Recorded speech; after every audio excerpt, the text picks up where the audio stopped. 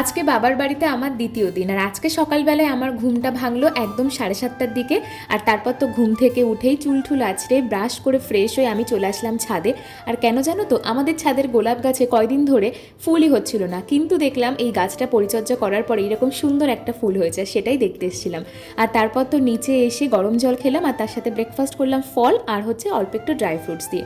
আর আমার কাছে কয়দিন ধরে একটা লেস ছিল, বাট আমার খাওয়া হচ্ছিল না, তাই সেটাই আমি ভাগযোগ করেই বাচ্চাগুলোকে দিলাম। আর আজকে তো নিরামিষ, তাই মা তো দুপুরে অনেক কিছুই রান্না করছে, তার মধ্যে ডালও ছিল। আর তারপর তো আমার জন্য একটু গ্রিন টি করে ওপরে এসে ঘরের ব্যালকনিতে বসেছিলাম, আর তখন দেখি বাবা এই গাড়িটা বাড়ি এনেছে। এই গাড়িটা হচ্ছে আমার বাবার জীবনের প্রথম কেনা 4 চাকা গাড়ি। আর তাই জন্য এই গাড়িটা এতদিন গ্যারেজে ছিল, আর গাড়িটা আজকে বাড়ি আনা হয়েছে। আর আজকে কিন্তু সন্ধেবেলায় গাড়িটা নিয়ে পুজো দিতেও যাব। আর আমি তো গ্রিন টি খেয়ে স্নান করে জামা কাপড় সব গুছিয়ে চলে আসলাম নিচে। আর বাবা দেখি পুজো দেওয়ার জন্য ফুলের মালা, নারকেল সব এনেছে। আর তারপর লাঞ্চ করলাম এত কিছু দিয়ে। সো আজকের শর্টস ছিল এইটুকুই। সবাই ভালো থেকো, সুস্থ থেকো, টাটা।